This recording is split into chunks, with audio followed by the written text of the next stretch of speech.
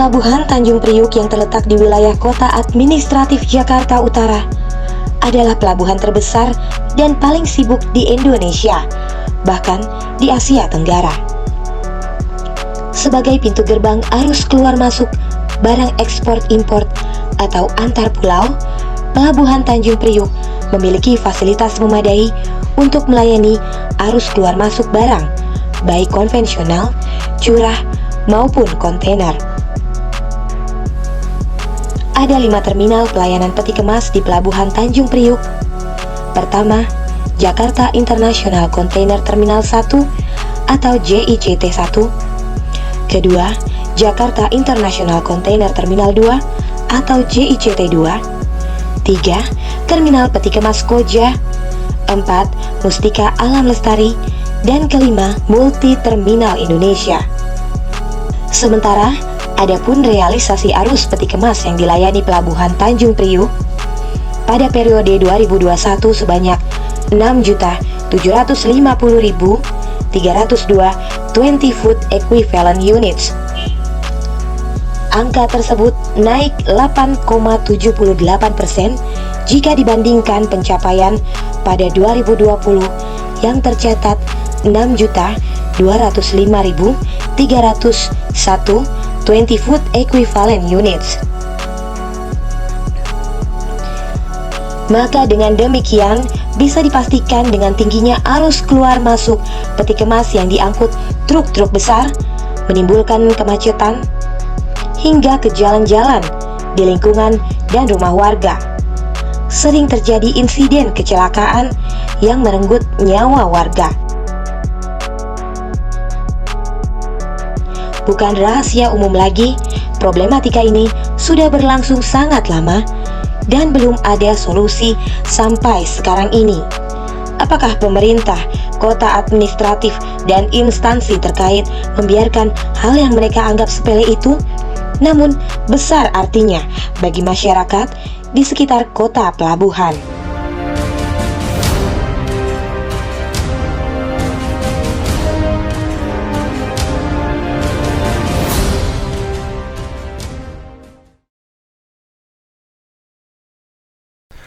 Assalamualaikum warahmatullahi wabarakatuh. Salam sejahtera, shalom, namo buddhaya. Selamat malam untuk semua pemirsa dan penonton di YouTube channel kantorberita.co. Hari ini kita akan berdiskusi dengan owner atau founder dari Lembaga Sukses Jakarta, Saudara Anung MHD, yang selama ini punya kekhususan ya, yang menyikapi persoalan-persoalan terkait tata ruang kota Jakarta, khususnya di DKI Jakarta dan Jakarta Utara pada khususnya. Jadi apa saja yang jadi persoalan dengan persoalan tata ruang ini, bagaimana regulasinya, karena ini menurut saya sebuah sengkarut ya, jadi sebuah benang kusut yang memang agak sulit diurai karena ini sudah akut dan sudah puluhan tahun terjadi, sehingga kita juga bingung dari mana mengurai benang kusut ini, karena bicara pelabuhan itu menjadi salah satu devisa terbesar untuk bangsa ya, bukan hanya Jakarta tapi juga untuk bangsa Indonesia secara umum, karena bea cukai, semua pemasukan pajak dan peti kemas, ekspor impor itu semua berasal dan bermuara di pelabuhan Tanjung Priuk yang selama ini dinaungi oleh PT Pelindo. Oke, kita sapa Saudara Anung MHD dari Lembaga Sukses Jakarta. Selamat malam Pak Anung, Saudara Anung ya? Iya, Saudara Bapak nih? Udah Bapak-bapak belum? Lumayan, udah punya anak 3. Selamat malam Bang Angka, selamat malam semua. Bang Anung nih, bagaimana sih nih persoalan JITC, Pelindo, kemudian apalagi tuh Wali Kota Jakarta Utara, kemudian masyarakat. Ini karena saya juga orang tinggal di Priuk ya, karena banyak persoalan-persoalan yang sejak saya SMP, kebetulan saya SMP kan di pinggir jalan ya, di Unsas itu. Hampir setiap hari saya ngelihat orang ketabrak kontainer, kesenggol lah, dan nggak jarang yang ketabrak itu pasti mati gitu. Jadi dari saya kecil, dari saya SMP itu saya sudah menyaksikan, dan hingga saat ini fenomena tersebut masih sering terjadi gitu. Artinya apa sih ini persoalan yang sangat substansi, mendasar dan harus dicarikan solusinya segera, karena kalau tidak ini yang menjadi korban kan pasti masyarakat yang tinggal di Jakarta Utara. Mungkin masyarakat yang tidak terkena atau tidak menjadi korban acuh nggak acuh ya. Tapi buat orang-orang yang selama ini sudah menyaksikan atau bahkan keluarganya jadi korban, itu kan jadi persoalan dan problem besar gitu. Nah, ini tidak pernah dikritisi, tidak pernah disikapi, dan tidak pernah dijadikan sebagai sebuah persoalan sosial oleh pemerintah. Padahal ini juga sebuah kekhawatiran yang begitu mendasar ya. Mungkin Bang Anung bisa membuka data statistik atau apa yang bisa kita bedah.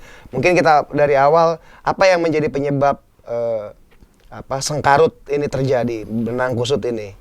Ya, makasih Bang Aka, terima kasih atas kesempatannya. Mungkin saya mau menjawab permasalahan apa yang terjadi sebenarnya di wilayah Jakarta Utara, termasuk juga penataan ya. Sebenarnya penataan lalu lintas yang harus konsen. Sebetulnya kita, kalau saya pribadi sih sudah konsen ke bagaimana cara mengatur atau mengelola distribusi dari dan ke pelabuhan, karena memang kita muaranya adalah pelabuhan. Jadi kan tinggal ini jalur distribusi barang ke pelabuhan dan mau keluar ke pelabuhan itu kan harus ditata. Nah, kita sebenarnya pemerintah DKI ataupun Kementerian Perhubungan sudah ada tuh yang namanya peraturan-peraturan yang membahas tentang jalan, kelas jalan 1, 2, 3 sampai 3C. Itu kan sebenarnya aturan-aturan yang harus menjadi yang harus dipatuhi oleh seluruh driver supir, driver truk trailer maupun penyelenggara negara, termasuk juga pejabat-pejabat yang berwenang, antara Dishub-kah, antara kepolisian kah. Bahwa ada Undang-Undang Nomor 2 Tahun 2009 kalau nggak salah, itu tentang penindakan. Bahkan kalau memang supir yang lewat situ, dia bisa dikenakan Undang-Undang Nomor 22 Tahun 2009, itu penjara 1 tahun dan dendanya itu 250 juta. Artinya sebenarnya dari regulasi sudah ada. Dari zonanya, tentang, kan permasalahannya gini, si truk ini dia poolnya ada di mana? Poolnya ada di umpama kita di pelabuhan itu kan di jalan Jalan Yosudarso lah katakan, atau di jalan Cacing Raya lah dan sekitarnya IKT itu. Nah, ini truk-truk ini ada di mana? Apakah ada di zona perumahan atau di zona di memang peruntukannya dia pool atau perusahaan? Kalau ada di perumahan, ini yang jadi masalah. Dan itu banyak. Dan itu banyak, dan itu yang terjadi. Dan itu yang semenjak tahun 2011 kita udah menentang itu. Kita demo ke wali kota, demo ke Polres, dan demo ke instansi-instansi yang lainnya untuk menutup pool-pool yang peruntukannya salah gitu kan. Nah, ini kan yang jadi masalah ketika dari pelabuhan dia masuk ke pool yang berada di pemukiman warga. Sehingga macetnya itu kemana-mana, bukan sentralisasi. Kalau yang benar kan gini, pemerintah itu menegakkan tuh aturan-aturan zonasi Perda Nomor 1 Tahun 2014 tentang tata ruang itu kan, bahwa nggak boleh tuh pool-pool berada di pemukiman warga. Sehingga kalau udah itu diterapin, ya pasti pool akan cari yang terdekat, antar kelas jalannya harus di kelas jalan kelas nomor 2 umpama, dan perdanya juga sesuai. Itu nggak akan terjadi tuh kemacetan di mana-mana. Kalau yang sekarang terjadi kan, kalau jadwalnya ekspor impor aja Jumat, Sabtu, sampai Senin gitu. Nah, itu udah kemana-mana tuh macetnya, sampai ke Pelumpang Semper, bahkan sampai depan rumah kita pun macet. Karena apa? Karena distribusi itu tadi, pool itu dia balik ke truk trailer itu dia balik ke poolnya yang ada di pemukiman warga. Itu yang jadi masalah. Dan sebenarnya kita udah meminta pihak, terutama pihak Pemkot Wali Kota Jakarta Utara untuk menjalankan fungsinya. Kalau memang perdanya udah ada, undang-undangnya udah ada, kelas jalannya udah ada, ya udah ditindak. Nah, kemarin memang ada tuh percobaan dia, pihak wali kota itu mencoba untuk memberi batasan waktu di Jalan Pelumpang Semper itu dari jam 6 sampai jam 9 nggak boleh, sampai jam jam 3 sampai jam 9 malam nggak boleh.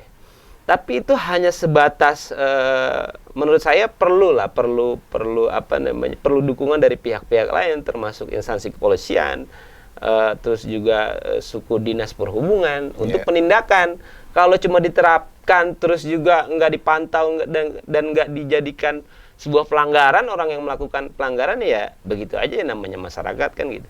Nah intinya harus ada penataan yang jelas dan penindakan pelanggaran-pelanggaran. Kalau pul-pul itu nggak sesuai zonasi dan truk-truk itu melalui kelas-kelas jalan yang memang bukan harusnya dilalui, ya tindak. Itu aja sih sebenarnya Bang Aka. Dan perlu diketahui bahwa setiap hari itu kita meneliti, dari kita melakukan investigasi hampir 30 tahun Bang Aka. 1 tahun itu satu hari itu 1 nyawa. Yang kontainer itu memakan korban meninggal dunia. Jadi bisa dibilang ini udah banyak korban ya. Walaupun sebenarnya ekspektasinya nggak seperti itu. Walaupun banyaklah yang perlu dikaji, apakah gara-gara kontainernya, apakah juga gara-gara yang korbannya juga dia naik motornya apa kan ugal-ugalan. Tapi kan paling nggak kita harus melihat masalah itu juga dari objeknya. Ya objeknya apa? Ya truk trailer itu yang melintas di satu jalan yang sama, yaitu jalan masyarakat. Ya kalau di kementerian kan ada yang namanya jalan kelas nasional, kelas provinsi, kelas kabupaten kota sampai dengan kecamatan. Nah, itu yang seharusnya difungsikan. Ya, yang masih abu-abu. Saya juga diskusi sama teman-teman dinas perhubungan gitu kan. Apakah itu masih berlaku? Oh enggak, tapi ada yang bilang enggak. Ya artinya kita juga perlu kejelasan. Makanya diskusi-diskusi ini juga harus kita sering intens kan, untuk supaya masyarakat juga berkeyakinan, masyarakat juga dapat ilmu baru, dan ketika orang udah tahu dia akan tegur di lapangan. Oh ini nggak boleh nih, harusnya nih jangan di sini nih kan gitu. Dan nggak ada lagi yang tameng-tameng tuh. Kalau saya dari 2011 itu kita konsolidasi sama warga sekitar, pul-pul yang tapi akhirnya kita karena banyak kepentingan, karena kan ujung-ujungnya kan ya begitulah. Akhirnya kita dibenturkan sama premanisme, orang yang nggak ngerti hukum, orang yang disangkanya kita itu ngusik-ngusik pendaringan orang, padahal kan enggak kan. Kita kan cuma hanya nutup, ya udah kalau lo mau usaha yang bener, jangan yang kayak gini lo bawa ke wilayah, artinya kan membahayakan banyak pihak. Barangkali itu. Mungkin tadi gini, artinya regulasinya sudah ada, hanya tinggal bagaimana pemerintah yang ditunjuk, dalam hal ini wali kota yang menjabat ya, harusnya bisa melakukan eksekusi dan melaksanakan undang-undang, mengejawantahkan semua apa yang menjadi kewajiban dia sebagai seorang wali kota, pemangku kepentingan. Jadi persoalan kan itu yang ya Bang Anung ya, tidak terlaksananya perundang-undangan, tidak terlaksananya peraturan-peraturan yang sudah baku, sudah terjadi dibuat. jadi memang pernah juga ada peraturan yang pakai jam tadi seperti jam 7 atau jam 6 sampai jam 9 itu kontainer nggak boleh lewat. Dulu pernah diterapkan memang itu, tapi hanya beberapa bulan berjalan. Tapi setelah itu memang hilang.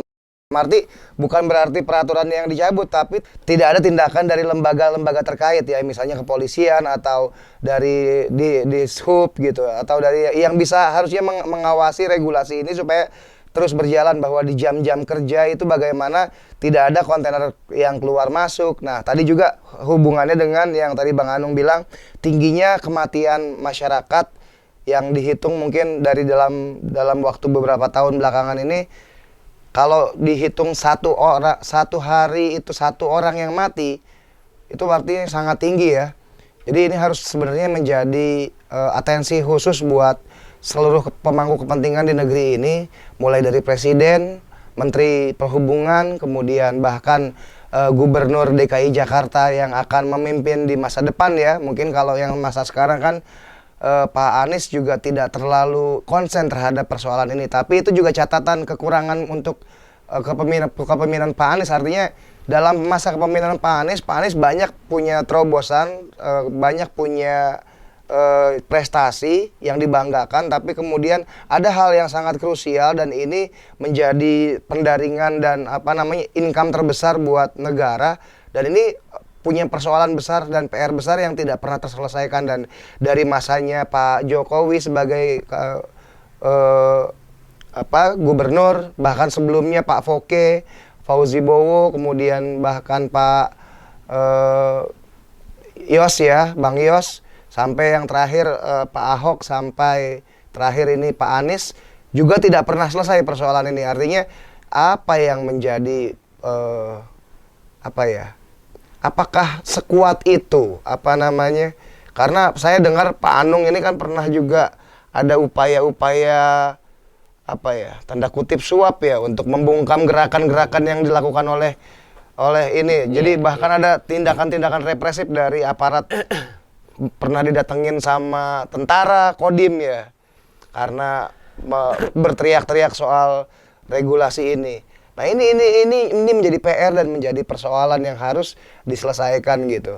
Mungkin Bang Anung bisa lebih menjabarkan Bang terkait penataan kota pelabuhan ini kan ya, ekspektasinya kemarin Anies sebagai gubernur bisa mengeluarkan rekomendasi atas rancangan induk pelabuhan ya Tanjung Priuk di tahun 2018 sampai 2028 sesegera mungkin.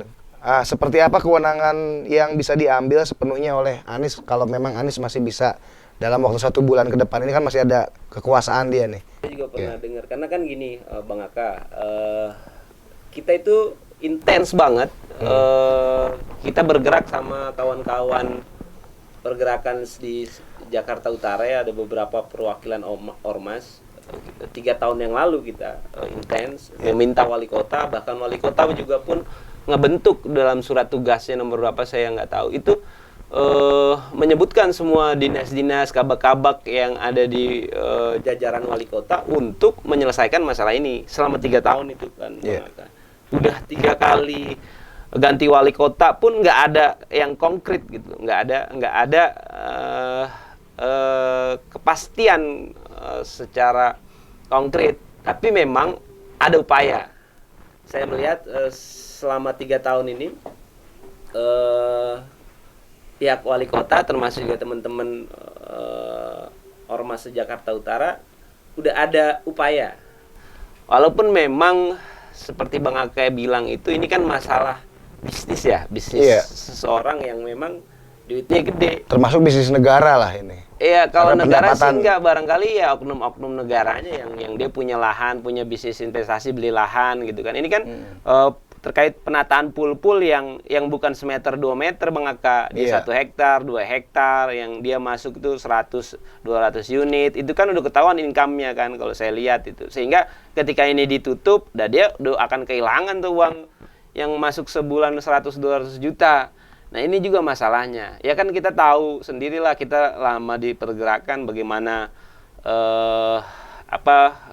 kelakuan oknum-oknum para pejabat kan. Betul. Kita udah tahu banget. Dan itu juga yang menjadi kendala kenapa selama 3 tahun ini kita terhendat-hendat. Saya juga memaklumi bahwa kapasitas karena kita provinsi khusus ya, kita cuma ibu kota ya, administrasi, kita cuma administrasi. Wali kota juga nggak terlalu mempunyai wewenang untuk mengeluarkan keputusan-keputusan yang bersifat peraturan. Itu kan agak sulit memang. Betul. Memang dalam hal ini agak lamban ya, karena di situ kita bekerja samanya cuma sama wali kota. Seharusnya sampai ke tingkat gubernur ya, paling nggak gitu, bisa mengeksekusi supaya gubernur bisa ngeluarin peraturan gubernur tentang khusus permasalahan ini, karena ini kan kaitannya kan luar biasa. Ini harusnya menjadi masalah nasional karena ada di situ pelabuhan internasional nomor 1 di Indonesia kan, termasuk kayak kemarin Jokowi itu turun langsung kemari cuma masalah premanisme. Iya. Kan gitu kan pernah Miris Pak banget Jokowi ya, kan iya. premanisme, dan akhirnya Pak Jokowi turun ke Priok cuma untuk gara-gara urusan itu. Padahal kalau kita dikasih kesempatan ngobrol sama Pak Jokowi, diskusi gitu kan. Ada hal yang lebih Padahal substansi ada ya? yang lebih substansi. Dan Betul. ini bukan cuma kepentingan para pengusaha ataupun driver-driver, ini kepentingan masyarakat Secara umum, Iya, ya. hampir 2 juta sekian masyarakat Jakarta Di Utara Jakarta yang Utara. terkena imbasnya. Harusnya Pak Jokowi Lebih aware ke situ. ke situ. Tapi kan ya kita mengapresiasi lah. Artinya Pak Jokowi juga ada niatan ke situ. Barangkali melalui diskusi-diskusi ini juga nyampe ke dalam tataran tingkat nasional, karena ini kan harus sinergi Bang Aka. Bagaimana penataan kota pelabuhan yang secara terintegrasi digital gitu kan? Kan Iya. sekarang udah zaman digital kan, Iya. kita pakai map, Iya, kita pakai seharusnya tracking, antara kerjasama antara pelabuhan, terus pihak-pihak terkait lainnya, barangkali dalam hal ini yang punya wewenang dan potensi mengelola pergudangan itu adalah KBN, barangkali kan ini bisa bersinergi, Disinergikan, termasuk ya. bea cukai dan pihak-pihak terkait lainnya lah, berkolaborasi. Apa yang dibutuhkan adalah lahan gitu kan, lahan untuk pemindahan pul-pul yang berada di pemukiman warga, sehingga ketika pul-pul yang ada di pemukiman warga ini ditutup, ya pemerintah udah menyiapkan. Nah, itu dari mana apanya, dananya atau dana talangannya untuk menyewa duluan itu yang untuk apa, kan bisa kerjasama, apakah Iya. dari CSR-nya Pelindo, apakah dari CSR-nya KBN, atau dari dana-dana Pemprov lainnya yang bisa dialokasikan, kan bisa aja. Iya. Nah, masalahnya ini paling tidak saya berharap suara-suara ini didengar sama orang yang punya hati nurani, yang punya potensi, yang punya power untuk mengambil keputusan, Bang Aga. Barangkali itu aja, Bang Aga, ke depannya, supaya diskusi-diskusi ini lebih dipertajam dan jelas gitu siapa yang mengeksekusi ini. Karena kalau saya mengharapkan cuma keputusan ini diambil oleh wali kota, ya itu agak tidak mungkin, karena kapasitas wali kota cuma sebatas pemerintahan administratif, bukan pengambil keputusan. Oke, Bang, ini mungkin dalam RIP Pelabuhan Tanjung Priuk ada beberapa area yang akan ditata ulang, misalnya Pelabuhan Sunda Kelapa, kemudian pemerintah DKI Jakarta juga akan menyatukan Kota Tua dan Pelabuhan Sunda Kelapa menjadi heritage spot ya. Konsekuensinya mungkin terminal penumpang yang ada di Pelabuhan Tanjung Priuk mesti dipindahkan ke Sunda Kelapa, yang selanjutnya akan dikembangkan menjadi fasilitas turis internasional. Kawasan Pelumpang juga masuk dalam RIP Pelabuhan Tanjung Priuk. Depo Pertamina yang ada di sana akan dipindahkan ke kawasan Pelumpang Tanjung Priuk. Kawasan Pelumpang sepenuhnya akan menjadi kawasan pemukiman. Mungkin ini bagian dari solusi, Bang. Tapi apakah ini bisa benar-benar menjadi solusi? Iya, artinya kan itu rencana besar negara setingkat nasional. Saya juga dengar itu, bahwa nanti itu akan dipecah nih yang namanya dalam negeri. Untuk masalah kapal Roro itu dipindahin ke Pelabuhan Batimban, Bang Aka. Kalau untuk yang di Tanjung Priuk itu khusus ekspor impor kontainer. Kalau untuk yang dalam negeri itu ada lagi di Pelabuhan Sunda Kelapa. Bukan, ada di Marunda Center. Marunda Center. Nah, kalau Pelabuhan Sunda Kelapa memang ditata untuk pariwisata dan penumpang dan lainnya. Tapi kan ya saya nggak tahu ya bagaimana konsisten kepemerintahan selanjutnya. Artinya 5 tahun, artinya 5 tahun itu apakah cukup untuk menata itu semua? Sedangkan untuk memindahkan yang intersuler aja dalam negeri ke Patimban itu kan banyak perangkat-perangkat yang terkait, yang terganggu, akhirnya jadi operasional yang tadinya harusnya ke pelabuhan sini ke sana tuh ke Subang 4 jam 5 jam ada kos lagi kan gitu. Ya kalau konsistensi nggak masalah, tapi kalau yang udah-udah kan kita tahu bagaimana pejabat kita di negara ini kan, cuma yang terpenting adalah program-program terus pembangunan tapi nggak konsisten. Nah, itu yang jadi masalah. Memang dikasih tahu blueprintnya tuh kayak begini, bahwa di Marunda Center itu akan intersuler, di Tanjung Priuk itu ekspor impor khusus, dan di Pelabuhan Patimban Subang itu yang untuk mobil kapal Roro. Ya sampai saat ini juga kan belum sepenuhnya. Betul. Kayak di Pelabuhan Marunda aja kan aksesnya itu sangat begitu buruk kan. bagaimana itu menjadi sebuah barometer ke pelabuhan ya kita Jakarta. Kalau di wilayah-wilayah lain umpama Banjarmasin, terus Pontianak yang kota-kota kecil nggak menghubungkan beberapa daerah sih nggak masalah. Ini kan pelabuhan di Jakarta yang memang tingkatnya tingkat nasional. Ya kalau saya lihat memang infrastruktur Jakarta yang kurang memadai. Artinya secara kelas jalan kurang lebar. Nah saya juga nggak tahu itu kan kapasitas Kementerian PUPR barangkali kan, dan itu makanya kita banyak diskusi-diskusi supaya ini terdengar oleh orang-orang yang punya pengambilan keputusan, Bang Aka. Tapi ini memang sangat menyedihkan loh kalau memang tingginya angka kematian satu orang satu hari, kemudian memang kemacetan yang sangat crowded itu di setiap weekend ya, pokoknya udah hari Jumat sampai hari Senin itu Tanjung Priok itu mau jam 2 malam aja macet itu di mana-mana, dan itu sampai hari ini masih terjadi gitu. Artinya memang dibutuhkan ketulusan dari para stakeholder, khususnya para pejabat terkait seperti Dinas Perhubungan, pelabuhan, kemudian pemerintah di tingkat provinsi, ya semua stakeholder yang harusnya mendukung dan bisa mengeksekusi regulasi yang sudah dibuat sebenarnya gitu. Karena bagaimanapun juga, ya itu dia tadi, ketika bicara ekspektasi pasti akan indah dan sangat membuai orang bahwa itu sebuah harapan yang sangat dicita-citakan ya, tapi bicara realitas selalu jauh dari apa yang menjadi ekspektasi. Kan gitu ya Bang ya? Iya, betul. Kalau bicara ekspektasi selalu tinggi, selalu enak, selalu indah didengar, kayak surga lah kita dengarnya gitu. Indah banget penataan ini, tapi realitasnya tetap aja setiap hari masih ada orang yang mengerikan loh kalau pernah melihat orang kelindes kontainer.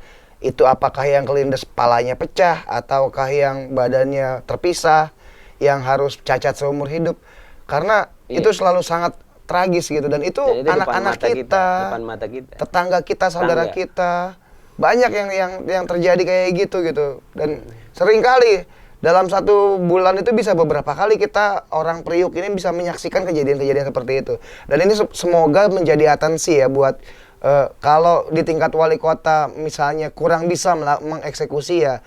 Kita berharap juga ini bisa dikoordinasikan dengan tingkatan yang lebih tingginya, apakah dengan gubernur, kemudian dengan dinas perhubungan di tingkat provinsi atau di tingkat kementerian sekalipun bahkan gitu.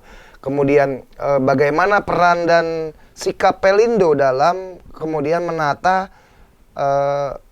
traffic lalu lintas kontainer-kontainer ini keluar masuk pelabuhan, dan bagaimana mengatur supaya mereka kontainer-kontainer ini tidak seenaknya parkir atau pool di pemukiman warga. Kan itu yang jadi persoalan ya. Iya. Bagaimana kontainer-kontainer ini tidak lagi parkir di pemukiman warga, adanya sebuah penataan yang terintegrasi secara digital dan komprehensif menjadi solusi.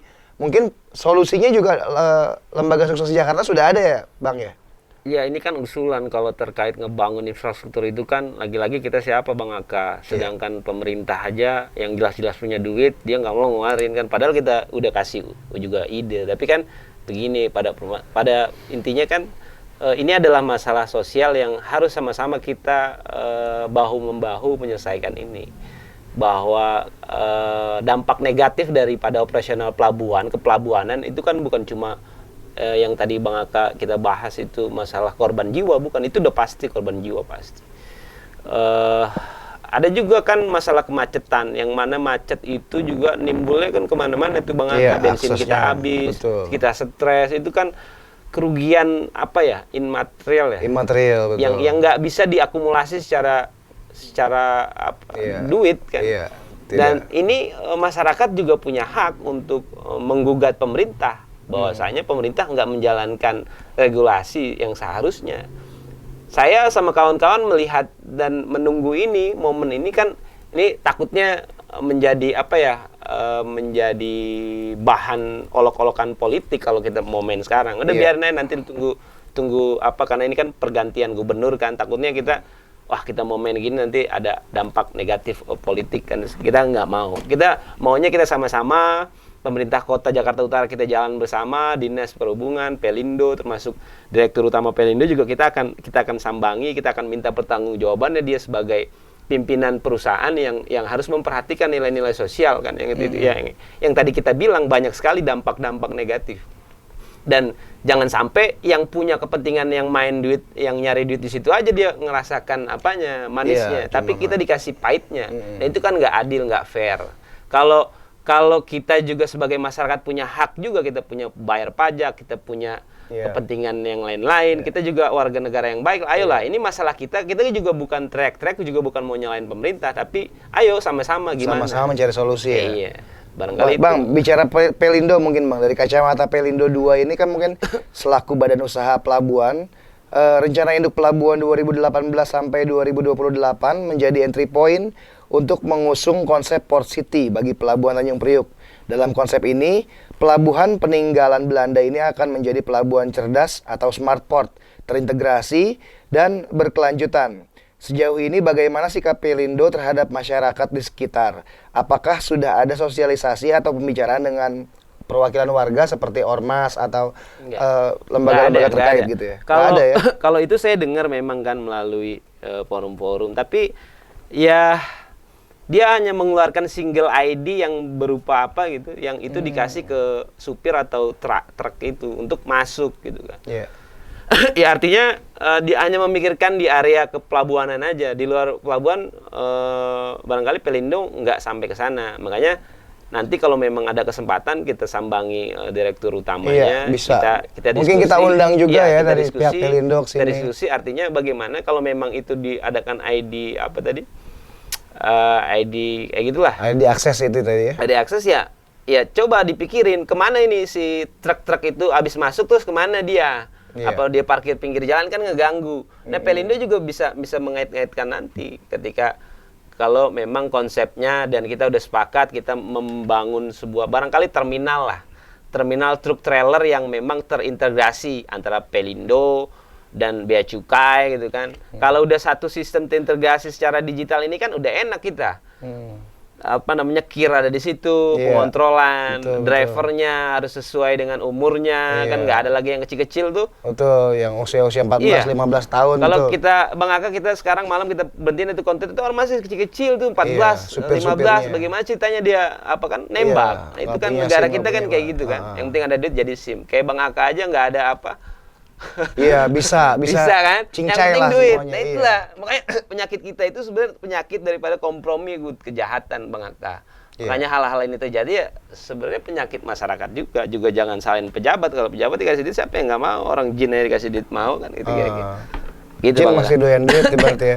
Ya Iya. mungkin ke depan kita akan mengembangkan ya isu ini menjadi sebuah bola salju yang menggelinding semakin besar. Kita berharapnya seperti itu. Kita akan mendatangi pihak Pelindo, bahkan kalau boleh kita akan mengundang ke studio kita dari pihak Pelindo, dari Bapak Wali Kota yang terhormat, kemudian semua pihak-pihak terkait supaya kita bisa sama-sama merumuskan dan mencari solusi yang bukan sekedar wacana tapi benar-benar bisa dieksekusi sehingga menjadi solusi yang indah ya, betul-betul sesuai ekspektasi masyarakat.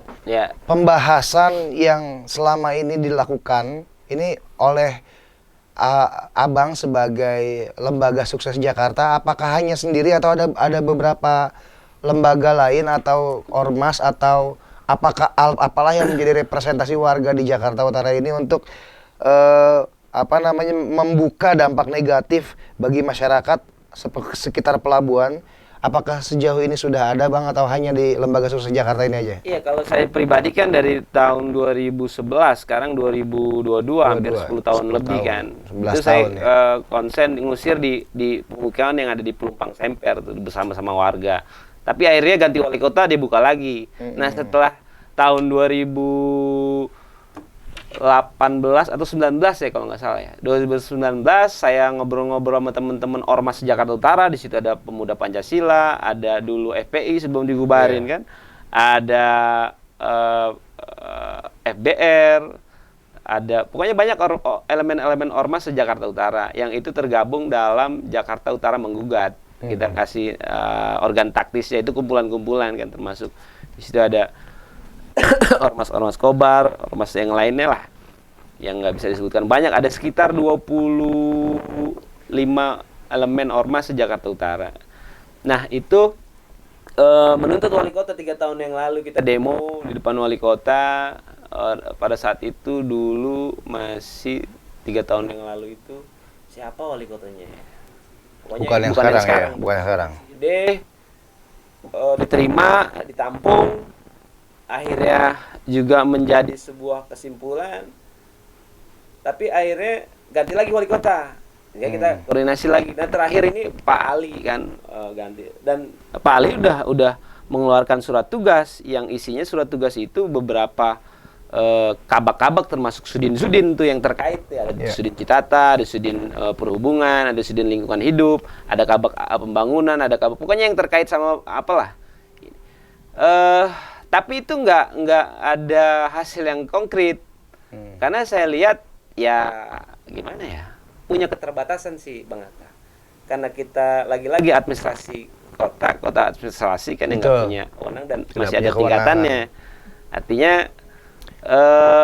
masih setengah-setengah lah. Kalau saya lihat ya ini mohon maaf nih kawan-kawan PNS dan Pak Wali, artinya ya konkretnya kurang greget. Ya kita kan ngikutin aja komandan kita Pak Wali. Saya juga melihat dinamikanya di lapangan agak sulit Bang Aka. Dulu itu 11 tahun yang lalu 2011 itu saya nutup satu pool aja. Itu saya diancem-ancem mau dikasih duit 50 juta. Terus mau per bulan mau dikasih. Artinya satu pool aja kita udah gimana satu se-Jakarta Utara, pool-pool yang apa kan artinya memang tekanannya begitu besar dan kepentingannya banyak orang. Jadi kan ya namanya ini lahan bisnis orang barangkali yang kita ganggu sehingga pasti ada impact ya. Dan saya lihat penekanan kawan-kawan sudah cukup keras. Kita nunggu sebenarnya momen kalau memang dari pihak Pemkot beserta jajaran itu nggak bisa ngatasi, ya kita akan ajukan banding secara hukum ke pengadilan negeri kah. Kita akan nuntut pemerintah Pemprov DKI nggak bisa menjalankan undang-undang. Itu barangkali Bang. Mungkin juga ini kan selama ini hanya sebatas koordinasi dengan wali kota, tapi dengan gubernur belum pernah. Apakah sudah pernah ada pembicaraan dengan gubernur? Pada saat dengan waktu itu dinas wakil dinasnya Pak Sigit yang dulu kemarin itu jadi wali kota Jakarta Utara, kita pernah menyambangi surat ke gubernur. Tapi sama gubernur disposisi ke dinas perhubungan. Dan pada saat itu kita mau diterima sama wakil dinas perhubungan Pak Sigit. Nah, akhirnya Pak Sigit jadi wali kota Jakarta Utara. Nah, masih tuh akhirnya kita nggak mungkin ke dinas lagi kan. Pak Sigit udah jadi pemimpin kita di Utara. Akhirnya kita koordinasi. Tapi lagi-lagi Pak Sigit ganti nggak ada keputusan kita. Buyar lagi. Ganti Pak Ali. Nah, sekarang Pak Ali masih dalam penjajahan kan. Termasuk juga kemarin Pak Ali udah melakukan penutupan jalan di Pelumpang Semper itu, melakukan jam operasional udah artinya ada upaya lah, upaya walaupun secara tidak tersirat itu banyak hal-hal yang menjadi halangan untuk melakukan penindakan. Alasan yang masuk di akal buat kita ya bagaimana kita mau nutup ini pool-pool kalau kita belum ada terminalnya gitu lah kira-kira. Solusinya, tapi kan permasalahannya ini terminal kan kita sewa 2-3 hektar. Sekarang gini Kang Aka, di utara itu melalui data Dinas Citata itu 3.000 sampai 4.000 truk trailer yang ada di Jakarta Utara. Bisa bayangin 3.000 sampai 4.000. Sedangkan kalau dihitung-hitung kasarnya aja 1 hektar itu cuma muat 100. Nah, kalau 3.000 lo katakan, berarti kan kita butuh 30 hektar. Nah, di mana lahan sebesar itu di Jakarta? Kan nggak ada. Paling ya nanti diupayain ya ada terminal 1, ada terminal 2, ada terminal 3. Yang penting itu kan sesuai zonasi. Mungkin bisa kerja sama juga dengan kota-kota yang terkait dengan di pesisir pelabuhan ya seperti Bekasi yang ini kan mungkin bisa jadi untuk dicarikan lahan sebesar itu ya. Perlu koordinasi dan perlu pertimbangan matang-matang lah. Tapi kan Saya melihat sih menujunya ke KBN karena KBN banyak lahannya kan. Kalau kita lihat di websitenya KBN tuh dia menyewakan tuh lahan. Artinya kan itu kosong. Iya. Nah, tinggal negosiasi antara, kan nggak mungkin kita yang nego, gue siapa Bang Aka? Iya. Kan pasti pihak pemerintah wali kota. Pemerintah wali Dan itu kota. udah dilakukan, cuma belum deal, termasuk juga kita udah kolaborasi, kita udah sering rapat. Mungkin apa yang menjadi kendala bagi KBN selama ini? Mungkin kenapa tidak ada? Iya, kan namanya KBN kan perusahaan komersil walau bagaimana kan. Dia Kan BUMD ya, Bang? Iya, BUMN dia. BUMN. Tapi di situ ada sahamnya Pemda DKI. Ya kalau dari sisi komersilnya memang secara keuntungan di depan ya barangkali ya agak-agak apalah. Masih mending dia sewain ke corporate Bang Aka. Karena jatuhnya per meter. Kalau ini kan per mobil Bang Aka. Kita retail tuh per mobil paling nggak salah 1 juta, 1.200.000 Per mobil dalam 1 bulan. Iya, sedangkan kita butuh 1 hektar cuma dapat 100 mobil. 100 Berarti unit. kan sebulan cuma berapa? 120. 120 juta ya buat 120 juta iya. pemasukan Padahal KBN. kalau nyewa lahan itu per meter itu kurang lebih 2 juta sampai 2,5 juta. Lu kaliin aja 100 meter 250 juta, udah kalah kita dari situ. Secara hitung-hitungan itu nggak dapet. Tapi kalau ini dikemas secara profesional dan didukung oleh semua instansi, akhirnya kan menjadi populasi kan. Iya. Ada lahan bisnis di situ. Artinya ini menjadi manfaat gitu loh. Tertata, ada bisnis baru, ada cara pengelolaan tata kelola pelabuhan yang baru Dan terintegrasi ya. terintegrasi secara digital. Ini kan menjadi momentum perubahan yang sangat luar biasa. Ya mudah-mudahan diskusi ini kita didengar sama para pengambil keputusan yang lebih tinggi, barangkali DPR RI kah, atau Kementerian Perhubungan kan, atau bahkan Jokowi kan, mudah-mudahan aja. Ya mungkin ini masih banyak yang bisa kita gali lagi dari Bang Anung, tapi kemudian lagi-lagi selalu terbentur dengan kebijakan, dengan regulasi, dengan bukan pemangku-pemangku kepentingan yang berkait yang seharusnya kita undang, kita hadirkan atau kita mintai pendapatnya ya Bang ya. Jadi kita berharap ke depan kita akan melakukan tindak lanjut pengembangan, apakah kita bisa berdiskusi dengan pejabat dari Pelindo, kemudian dari wali kota, dari gubernur, dari Kementerian Perhubungan khususnya gitu. Bahkan kalau bisa Presiden juga memberikan atensi khusus terhadap persoalan yang sudah mendarah daging ini, sudah mengakar, sudah puluhan tahun persoalan ini terjadi dan tidak pernah ada solusi yang konkret. Pernah ada solusi tapi hanya bisa dieksekusi di beberapa bulan kemudian hilang begitu saja gitu. Jadi ini diharapkan adanya konsistensi lah dari pemerintah untuk bisa mengawal terus regulasi yang memang sudah dibuat gitu. Bagaimana kontainer-kontainer ini tidak menjadi benang kusut, tidak menjadi kemacetan, biang kemacetan, kemudian juga bisa memberikan manfaat khususnya buat warga daerah Jakarta Utara yang memang selama ini rumahnya dilewatin kontainer banyak debu, kemudian belum lagi yang tetangganya, anaknya, adiknya, orang tuanya ketabrak kontainer. Yang kayak gitu itu persoalan yang akhirnya karena ini sudah terjadi puluhan tahun sehingga kita menganggap hal tersebut lumrah, padahal itu hal yang sangat menjijikan, hal yang sangat tidak manusiawi, sangat rendah sekali moral pejabat pemerintah ketika menyaksikan hal-hal seperti ini terjadi. Dan ini harusnya menjadi atensi khusus buat para pejabat dan para pemangku kepentingan agar hal ini tidak terjadi lagi. Itu saja mungkin Bang Anung, terima kasih waktunya. Makasih banyak. Selamat malam. Selamat malam. Dan demikian podcast kita dari kantorberita.co. Semoga kawan-kawan bisa terus mengikuti perkembangan berita terkini di website kantorberita.co. Terima kasih. Wassalamualaikum warahmatullahi wabarakatuh. Selamat malam. Minum Bang. Ayo Bang, silakan.